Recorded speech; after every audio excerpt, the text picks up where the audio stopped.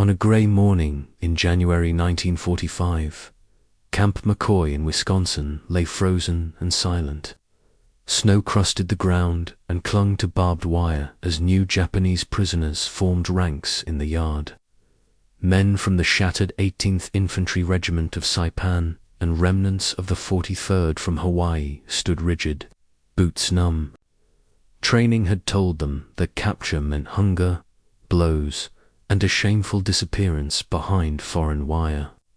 The distant growl of American trucks over packed ice sounded, to many, like the approach of harsher rations. Instead, the vehicles halted beside the administration building, and guards began unloading wooden crates onto the snow. English, French, and Spanish words covered the boards, along with a bold Red Cross emblem. The sign of the International Committee of the Red Cross looked unreal in a prison compound. An American sergeant smashed open the first lid, and the watching men leaned forward despite themselves. Inside lay neat rows of individual parcels, each packed with canned meat, powdered milk, chocolate, soap, cigarettes, and other comforts. A rumor whispered months earlier in Oahu stockades that Allied prisoners received regular comfort parcels suddenly felt less like propaganda. As names were called and packages passed from gloved American hands to scarred Japanese ones, a low murmur moved through the ranks. Walking back toward the snow-crusted barracks with weight under their arms, many sensed their picture of the enemy start to shift, a crack that would widen as Red Cross parcels arrived again across camps on the American mainland. In the months before their arrival in the frozen American interior, the Japanese prisoners who now stood in Wisconsin snow had been swept through a chain of events that none of them had imagined surviving. Their journey began in the Pacific campaigns of 1943 and 1944, when the Imperial Japanese Army's doctrine of no surrender met the overwhelming firepower and relentless logistics of the Allied advance. On Tarawa, scattered survivors of the 43rd Infantry Regiment were pulled from collapsed bunkers after the bombardment left their positions unrecognizable. On Saipan, fragments of the 31st Naval Guard Force were recovered unconscious or severely burned after the island's last organized resistance dissolved in July 1944. And on Tinian, men of the 345th Infantry Regiment were captured only when isolation, wounds, or exhaustion made further resistance impossible. Those taken alive were sent first to temporary holding centers in Hawaii. Many entered Honolulu military hospitals under conditions that felt disorientingly at odds with everything they had been taught. Doctors treated shrapnel wounds, infection, and dehydration with a thoroughness that unsettled prisoners raised to believe that American forces would show no mercy. Interrogation centers followed a similarly structured pattern, blending orderly questioning with measured adherence to Geneva Convention guidelines for officers and enlisted men alike. These early days of captivity introduced a contradiction that they could not yet reconcile. By late 1944, the U.S. War Department pushed for their transfer to mainland camps.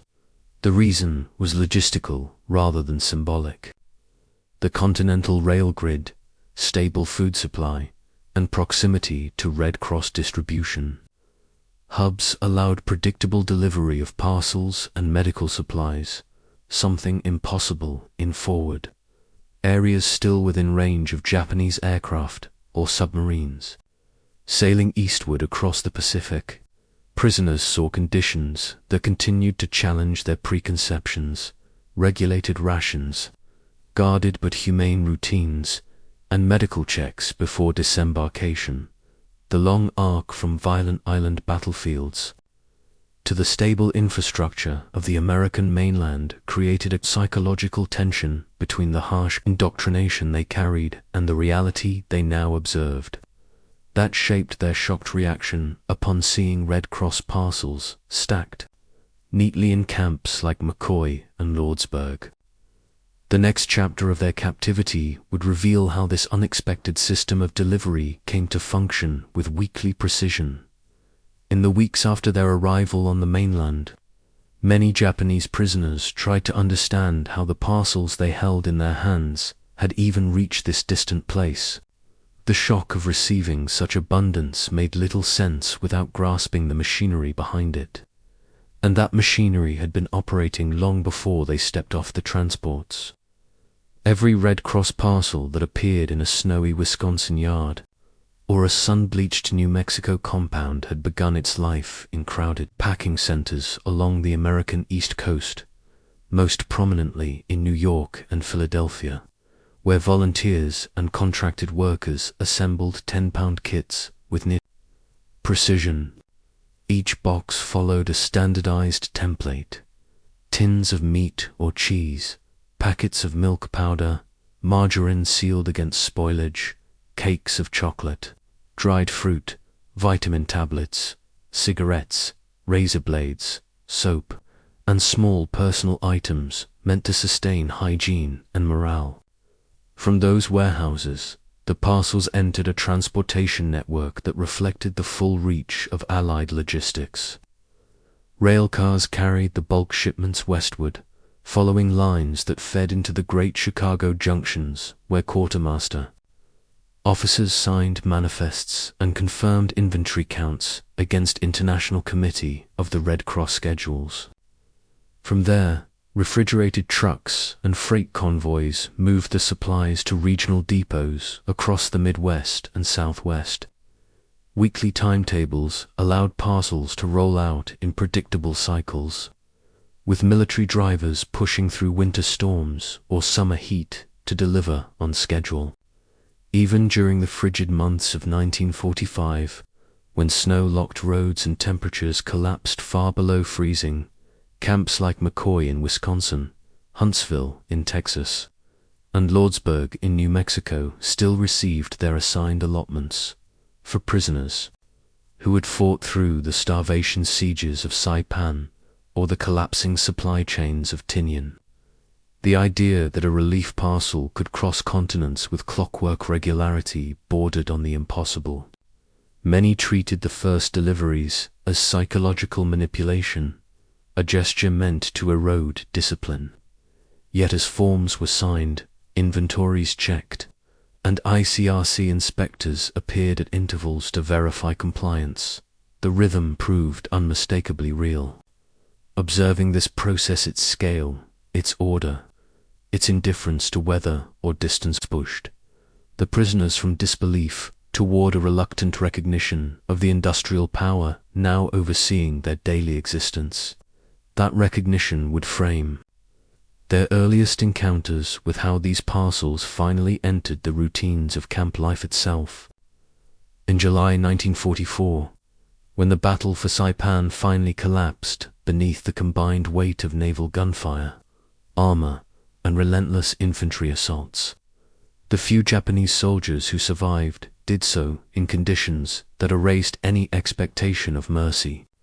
Fragments of the 31st Naval Guard Force and the 136th Infantry Regiment were pulled from ruined caves or captured while drifting in and out of consciousness after the Great Banzai Charge of July 7th shattered the last organized lines. Many were half-starved, burned, or suffering from infections that had spread unchecked during the island's final siege. For them, capture meant entering a world they believed would mirror the deprivation they had just endured.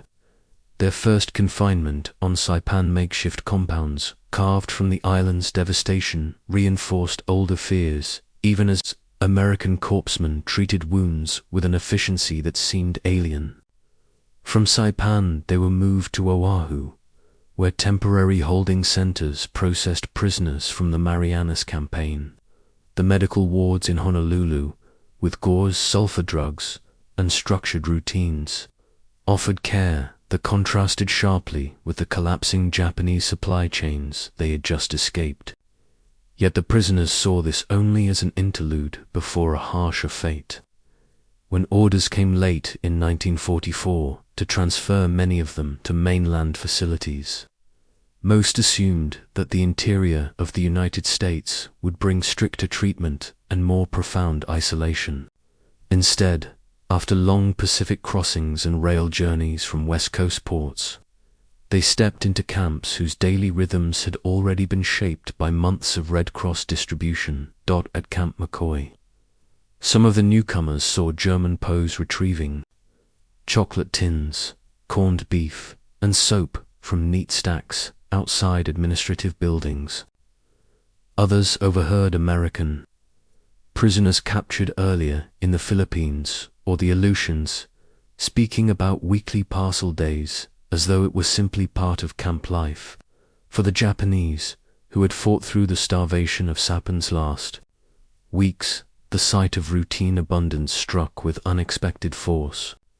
When their own parcels appeared set along barracks corridors and handed out under guard supervision, the emotional impact was immediate. Some felt the sting of humiliation that an enemy could provide more food and hygiene supplies than their own army ever managed. Others suspected a hidden motive or doubted that the generosity would last. But as the deliveries continued, week after week, the pattern proved unmistakable. The shift from island ruin to institutional regularity created a fracture in their understanding of both the enemy and the war, forming the foundation for the deeper changes that the coming months inside the camps would bring. By the winter of 1945, as snow settled into the seams of the barracks at Camp McCoy and dust storms swept across the yards of Camp Lordsburg, the Red Cross parcels had become a quiet center of discussion among Japanese prisoners. These conversations, spoken in low tones after evening roll call or exchanged while men shaved with the new razor blades, rarely escaped the notice of the American monitors who recorded camp dialogue. What they captured revealed not only astonishment but an emerging fracture in how the prisoners interpreted the enemy's power. Survivors of the 18th Infantry Regiment from Saipan remarked that a single parcel held more meat and dairy than the rations they received during an entire week on the Marianas Front. Others pointed out the soap and chocolate as luxuries that their regiments had gone without since 1943, when shortages along the inner line made even basic hygiene a challenge. These comments filtered into daily intelligence summaries that circulated through the camp administration. What struck analysts was not gratitude, but the steady erosion of assumptions the Imperial Army had embedded into its soldiers. Japanese doctrine had warned that America's material wealth hid a weakness of character, a lack of endurance for prolonged conflict. Yet the weekly rhythm of parcel distribution, predictable even in winter storms, showed something very different. A logistical system so steady that even enemy prisoners could rely on it. Interrogators noted how difficult it became for POWs to reconcile this consistency with the propaganda they had believed for years. Still, the prisoners themselves reacted unevenly. Some accepted parcels with wary pragmatism, unwilling to reject supplies that eased camp life, yet afraid to appear openly appreciative. Others resisted, taking only portions or avoiding discussion out of fear that accepting abundance signified dishonor, a betrayal of the wartime ethos that condemned surrender. These internal divisions, observed closely by American officers, offered a rare glimpse into Japanese morale at a time when the Pacific Front was still fiercely contested. As intelligence reports circulated, camp officials recognized that the parcel's psychological impact extended far beyond nutrition. Their very reliability conveyed a message about American industrial strength, one that the next stage of the narrative would explore through the vast system responsible for producing these crates in the first place. By early 1944, The steady appearance of Red Cross parcels in American POW camps depended on an industrial engine that dwarfed anything the Japanese prisoners had encountered in their own wartime experience. The factories behind these crates spread across Pennsylvania, New York, Illinois, and parts of New Jersey operated as extensions of a national production system already geared to supply millions of servicemen across the globe. In these plants, assembly lines moved with practiced regularity as workers packed uniform tins of meat, cheese, and condensed milk drawn from the country's immense agricultural surplus. Nearby, soap manufacturers produced bars molded and wrapped specifically for prisoner hygiene, and cigarette companies donated bulk shipments from multiple brands, knowing that tobacco had become one of the most valued items in any POW camp. Volunteer networks added manpower to pack the parcels with precision, ensuring each weighed roughly the same and contained the same balanced mix of food and personal goods. Once sealed, the boxes traveled by conveyor to loading docks where freight handlers transferred them into rail cars connected to the vast U.S. transportation grid.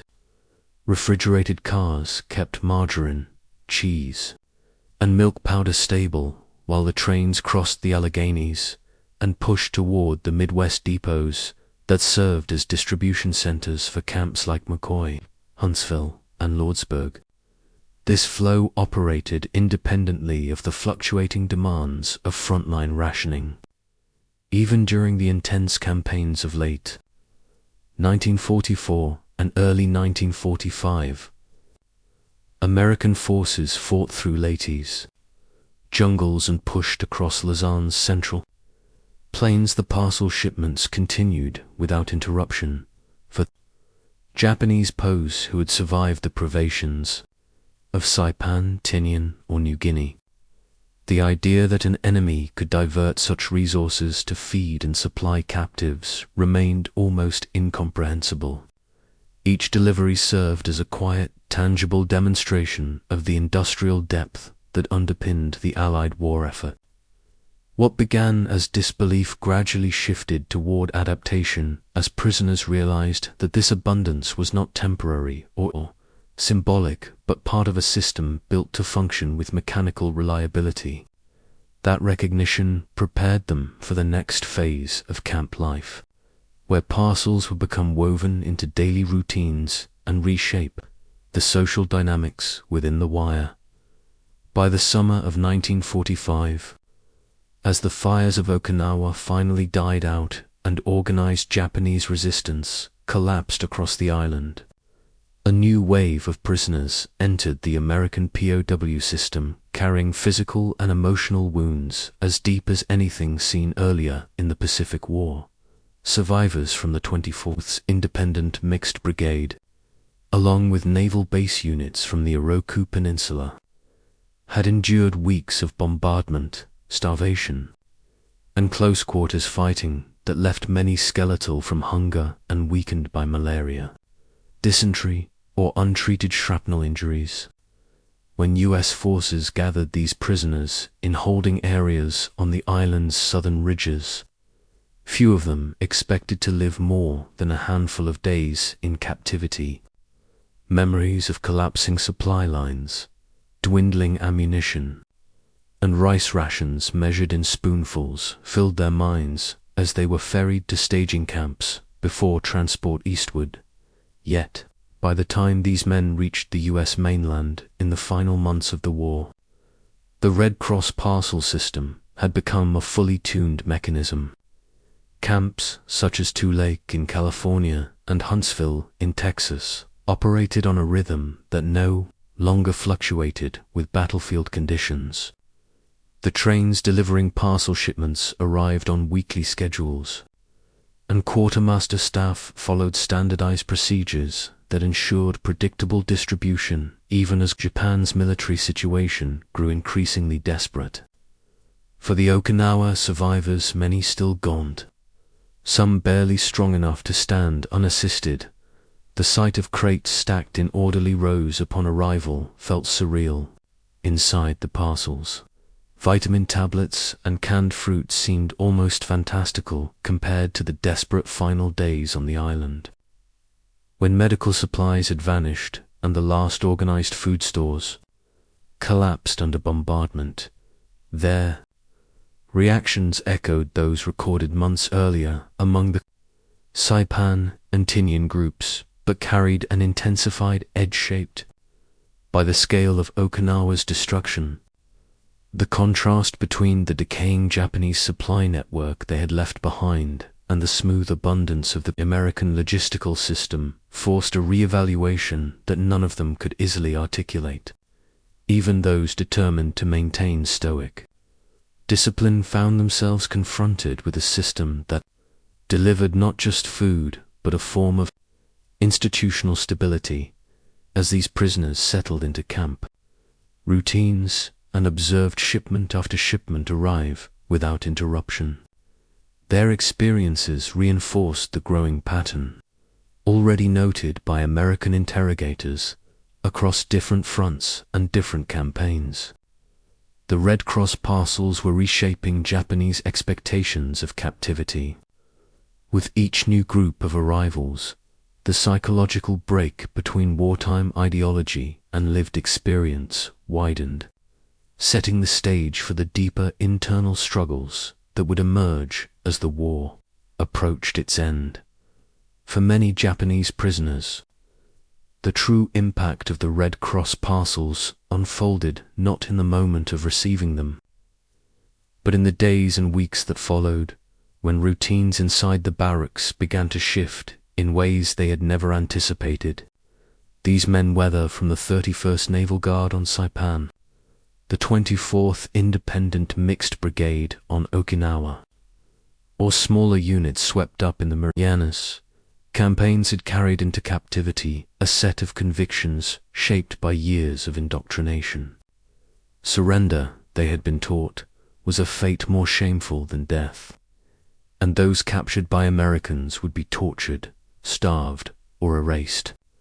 The parcel system, with its predictable, weekly rhythm, quietly contradicted every element of this wartime code. The first sign of its psychological power came through physical recovery. Within a few weeks, men who had arrived underweight and hollow-eyed regained strength as the steady calorie intake from canned meat, cheese, and milk powder supplemented the camp rations. Wounded prisoners who had struggled with infections found their conditions easing, and for the first time since the island battles, many possessed enough energy to move with confidence. The hygiene items had an equally profound effect. Soap and razor blades, simple objects by American standards, allowed prisoners to reclaim a measure of dignity that combat conditions had stripped away. Clean faces and orderly appearance softened the atmosphere inside the barracks, reducing the constant tension that had accompanied the early weeks of captivity. Cigarettes, lightweight, mundane, and plentiful, carried their own emotional resonance. They were unmistakably human gestures, and each distribution signaled that the enemy did not view them with the contempt they had been taught to expect. Monitored conversations reflected growing confusion as prisoners tried to reconcile these experiences with the Imperial Army's insistence that the Americans were decadent, cruel, and incapable of sustained resolve. Some POWs found the contradiction deeply unsettling, a quiet crisis that forced them to reconsider why their own army had failed to care for soldiers with anything approaching this consistency. Others clung tightly to older beliefs, but could not deny the evidence of full stomachs, clean clothing, and weekly supplies that arrived without interruption. This shift did not erase loyalty to Japan, but it loosened the rigid mental framework that had dominated their wartime thinking. Camp administrators soon noticed that prisoners who once avoided interaction now cooperated more readily with work assignments, language classes, or agricultural training programs. The parcels, originally intended as humanitarian support, had become catalysts in reshaping the psychological landscape of captivity. Their influence prepared the ground for the broader changes that the later war months would bring, as the prisoners moved from disbelief to reluctant adaptation within the structure of the American camps. By early 1945, as Japanese prisoners settled into the structure of life at American camps, the weekly pulse of Red Cross parcels began shaping outcomes far beyond nutrition or personal comfort. What emerged was a set of tactical and strategic consequences that U.S. officers quickly recognized. At camps such as McCoy, Lordsburg, and later Toiletries, the POWs' realization that parcel deliveries were guaranteed arriving on schedule regardless of behavior, work, participation, or interrogation outcomes had a calming effect on populations once considered among the most ideologically rigid in the Pacific War. Guards noted a decline in disciplinary problems, especially among men from units like the 136th Infantry Regiment, whose early months in captivity had been marked by silence, refusal to work, or ritual gestures of defiance tied to the Imperial Army's code. As the weeks passed, this stability began to influence intelligence gathering.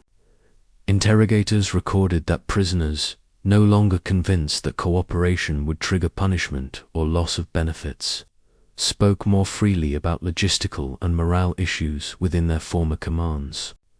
Descriptions of collapsing supply networks on Tinian, ration failures on Saipan, or troop exhaustion on Okinawa offered valuable insight into the late-war condition of Japanese forces.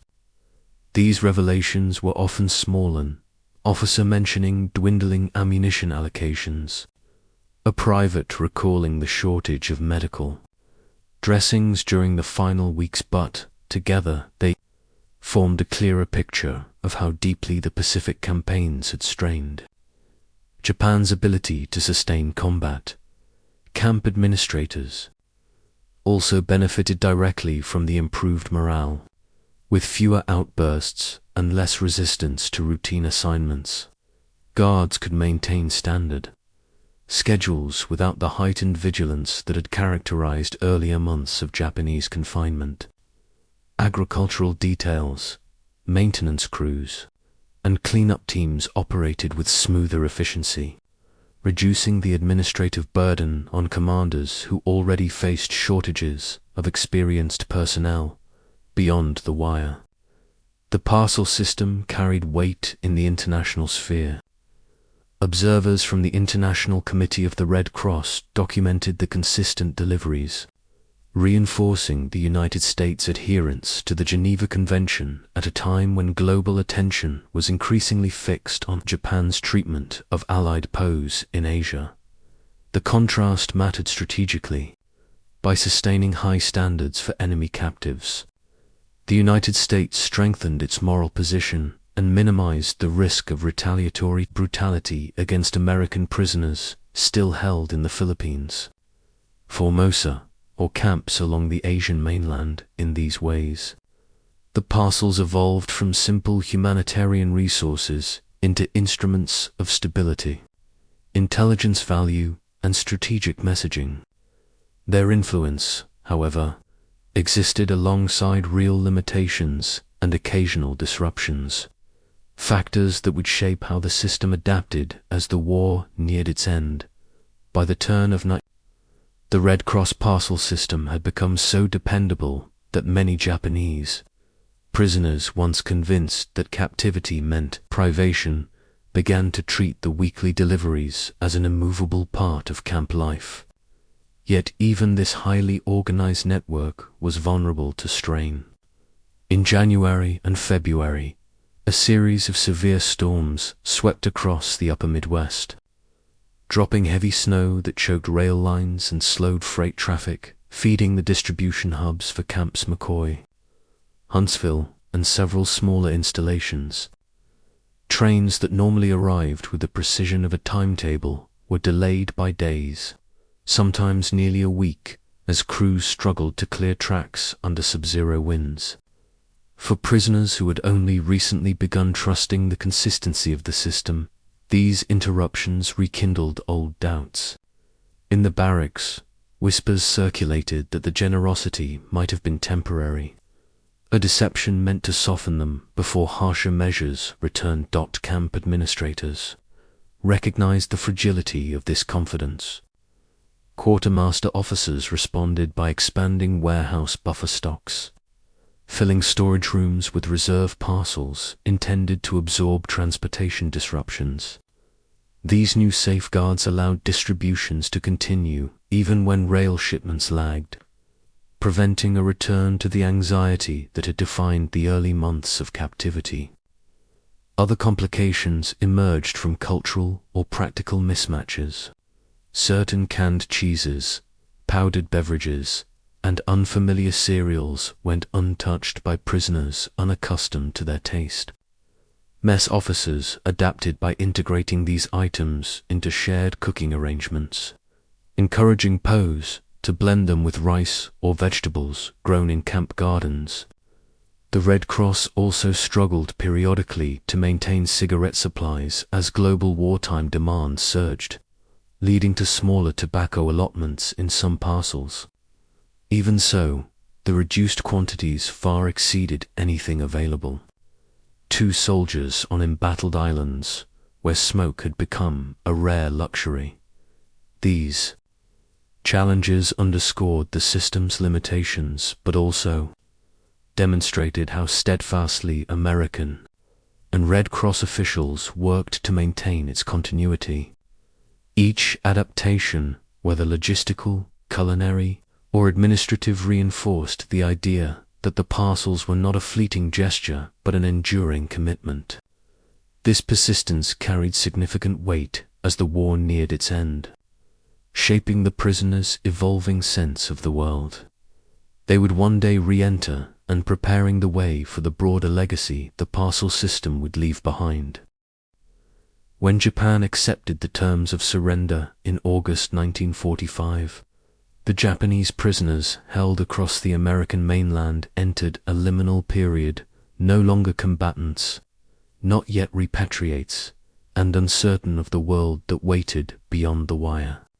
Yet, amid this uncertainty, one familiar element persisted: the weekly arrival of Red Cross parcels. Even after the fighting had ended, the system continued its rhythm without interruption, as if the machinery of distribution had become indifferent to the war's outcome. For many prisoners, this continuity provided an anchor during months marked by rumors, administrative delays, and the emotional weight of learning that their homeland lay devastated. As repatriation planning unfolded through late 1945 and early 1946, prisoners from Saipan, Tinian, and Okinawa reflected on how the parcels had influenced their understanding of the enemy. Men who had once been told that Americans would treat them with cruelty now remembered the parcels as the first tangible indication that the outside world did not resemble the Imperial Army's warnings. The abundance and regularity had challenged images of American decadence and instability, replacing them with impressions of organizational discipline and humanitarian commitment. For some, the contrast raised difficult questions about the wartime ideology that had shaped their decisions in the field, why their own army had failed to prioritize soldier welfare, why surrender had been framed solely as dishonor, and how an enemy they were taught to despise could display such consistency. These reflections accompanied them as they boarded ships returning to a Japan facing shortages, homelessness, and political uncertainty. Though the parcels could not erase the trauma of capture or the grief carried from Sapan's cliffs and Okinawa's caves, they remained a distinct memory, an unexpected point of stability during captivity. In post-war Japan, such recollections fed into wider conversations about reconstruction, international conduct, and the cultural reassessment that marked the nascent nation's re-entry into global society. The legacy of the parcels stood in stark contrast to the conditions endured by Allied prisoners in Japanese custody, sharpening the significance of what a simple, predictable delivery could signal in wartime. It was this contrast that changed assumptions it left behind, that shaped the final reflections of their captivity narrative. Snow drifted in thin spirals across the yard at Camp McCoy, settling on wire rooftops and the shoulders of the Japanese prisoner who now carried his first Red Cross parcel toward the barracks. The box felt unexpectedly heavy in his arms, its weight unfamiliar after the hollow weeks he had survived on Saipan or the desperate final days on Okinawa. Inside lay more food and small comforts than his entire unit had seen during the last phase of the island campaign stins sealed against cold. Bars of soap wrapped in paper, chocolate that still held its shape despite the winter air. As he walked, boots crunching in the snow, the quiet pressed in around him, interrupted only by the distant rhythm of trucks unloading the next shipment. In that moment, the parcel became something more than a relief package. It represented the first crack in the propaganda he had believed since conscription, the first sign that the enemy he had been told to fear and despise did not match the warnings that had followed him from training grounds to island caves. The camp routine that would follow the weekly deliveries, the predictable order, the quiet stability would deepen the fracture. Each box handed out along the barracks corridor carried an unspoken message about the scale of American capacity and the humanitarian framework woven into its war effort. For the prisoners, this rhythm created a slow, internal shift. It did not erase loyalty or memory, but it introduced a lasting doubt about the world they had been taught to defend. When they eventually returned to Japan, the weight of that first small box remained with them, a reminder that even in a war defined by destruction, simple, unexpected gestures could alter assumptions shaped by years of indoctrination. The story of their captivity closes therein, the snow of Wisconsin, where disbelief gave way to a quiet, reluctant recognition that stayed with them long after they left the American interior.